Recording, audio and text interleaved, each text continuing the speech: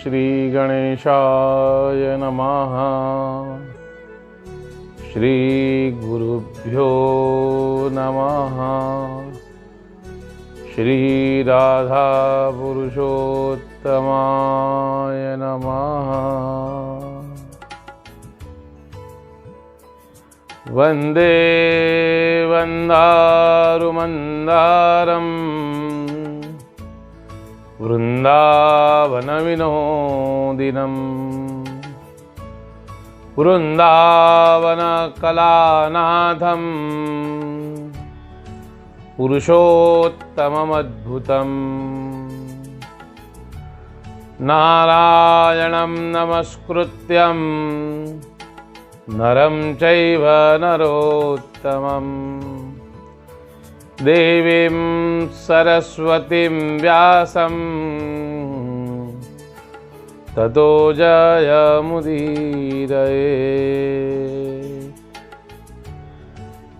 श्रीकृष्ण उवाच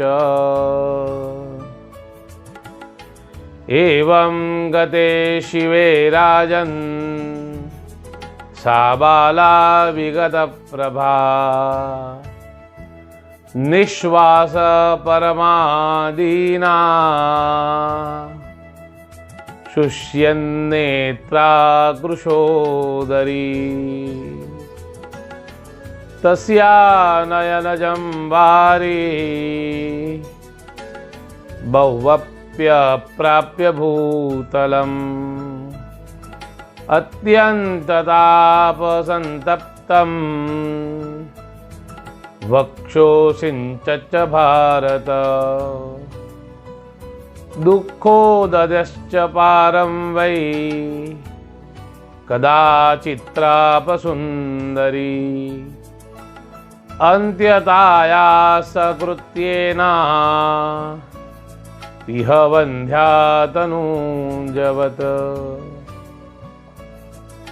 सभी प्यारे भक्तगणों को जय श्री कृष्ण। अधिक पुरुषोत्तम मास की कथा का आज सप्तम दिन। आज अष्टमी तिथि का व्रत है। आज के दिन ऐश्वर्य की प्राप्ति के लिए पीले वस्त्र, चना या चने की दाल और सुवर्ण दान का महत्व है, तो शक्ति अनुसार दान करना है। हे प्रिय भक्तों, 7वें अध्याय के प्रारंभ में श्री कृष्ण बोले कि हे राजन, इस प्रकार शिवजी के चले जाने पर कांति रहित हो वह बाला परम दीन हो, श्वास लेती हुई आंखों से जल त्याग न करती थी। उसके नेत्रों का जल पृथ्वी पर न पड़कर अत्यंत तार से युक्त हृदय को भिजाता हुआ इस प्रकार वह सुंदरी दुख सागर के पार न हुई।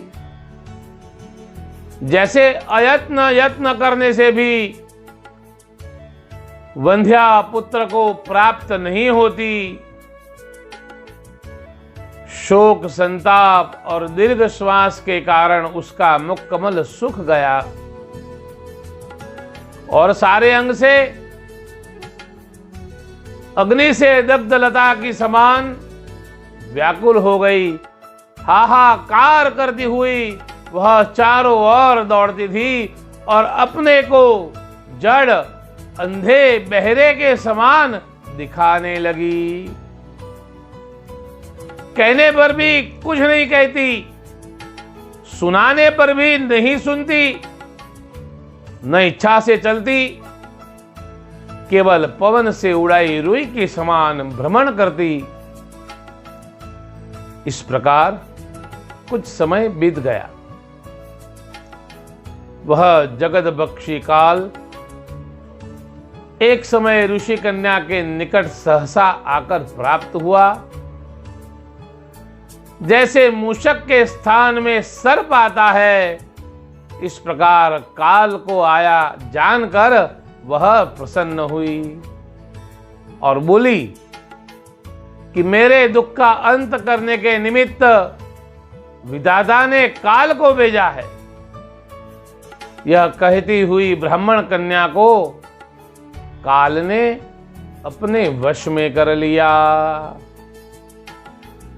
जैसे मेष युक्त बलाका पवन से चलायमान होती है, इसी प्रकार तप से हीन पाप हुई वह आश्रम पद में नष्ट हुई।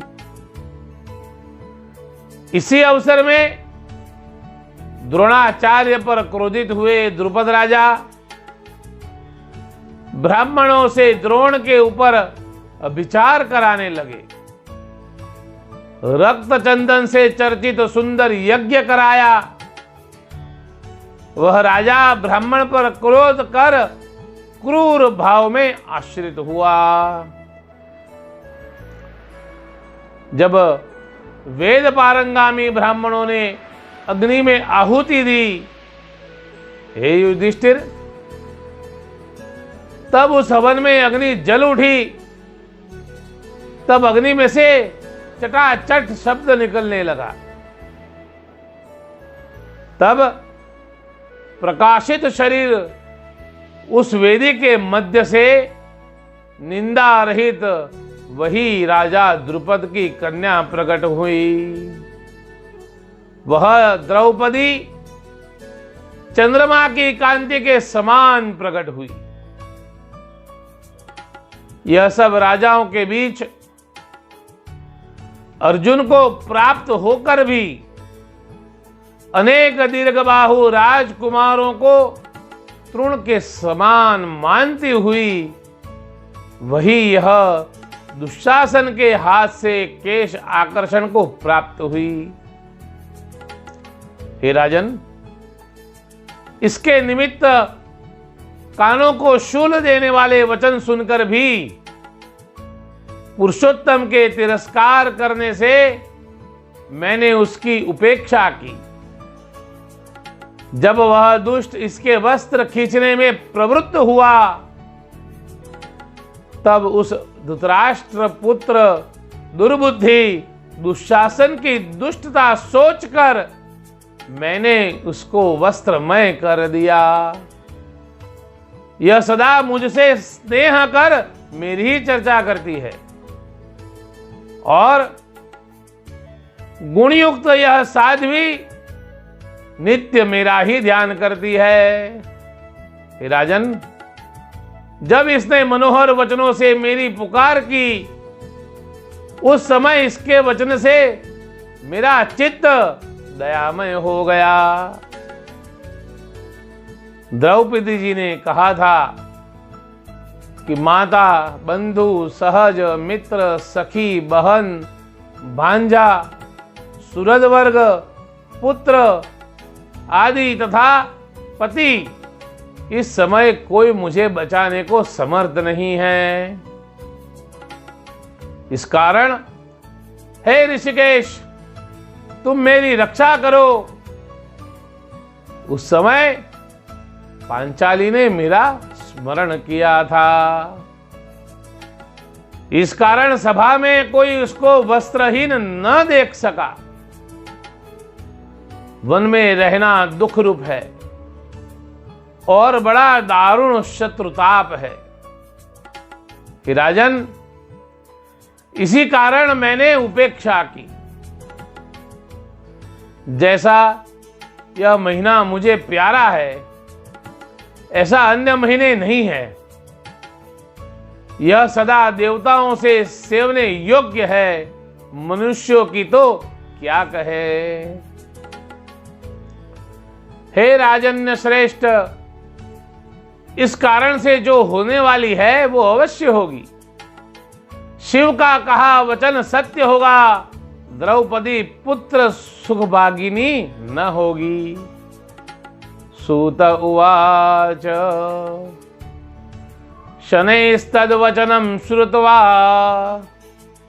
हरित्रैलोक्य पावनः पुनस्तां सांत्वयामास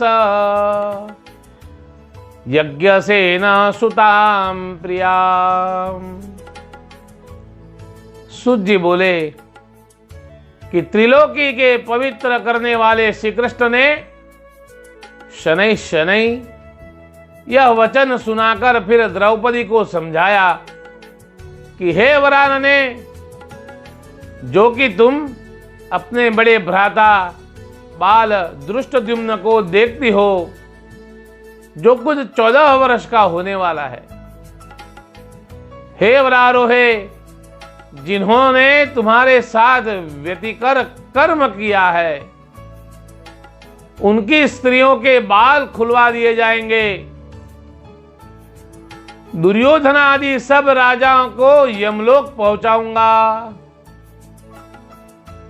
हे सुमध्ये, यह मैं तुमसे सत्य कहता हूं। मुझे लक्ष्मी, बलराम, देवकी, प्रद्युम्न, सात्यकी, अनिरुद्ध, गरुड़, सुदर्शन चक्र तथा चतुर्भुज रूप ऐसा प्यारा नहीं है जैसे मुझे भक्त प्रिय है। ऐसी कोई वस्तु प्रिय नहीं है। त्रिलोकी में भक्त के तुल्य कोई वस्तु प्रिय नहीं है। जो मेरे साथ द्वेष करता है, मैं उसको उसके 100वें भाग की बराबर नहीं मानता। हे द्रौपदी, जैसा कि भक्त के दुख से दुख मानता हूं, हे सुश्रोणी, सावधान, तुमको सुख की प्राप्ति होगी, क्योंकि बिना दिया स्वर्ग में भी नहीं मिलता। जैसे खरगोश के सिंग नहीं होते। द्रौपदी को समझाकर श्री कृष्ण जी बोले हैं। श्री कृष्ण उवाच समाश्वसि हि शुश्रोणी भविष्यति सुखं तव नादत्तं प्राप्यते स्वप्ने कदापि शशशृङ्गवत् समाश्वास्य द्रुपदजामो वाच मधुसूदनः अजातशत्रो धर्मज्ञ सर्वधर्मामृतां वरः। श्री कृष्ण ने कहा कि हे अजात शत्रु, धर्मज्ञ, संपूर्ण धर्मों को जानने वाले, अब मुझे आज्ञा दो तो मैं द्वारका को जाऊं।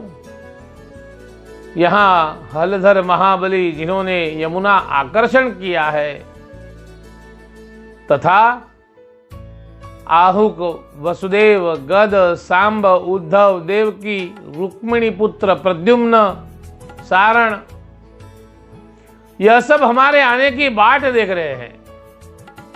मेरे मार्ग में नेत्र लगाए दिन रात विचार करते हैं।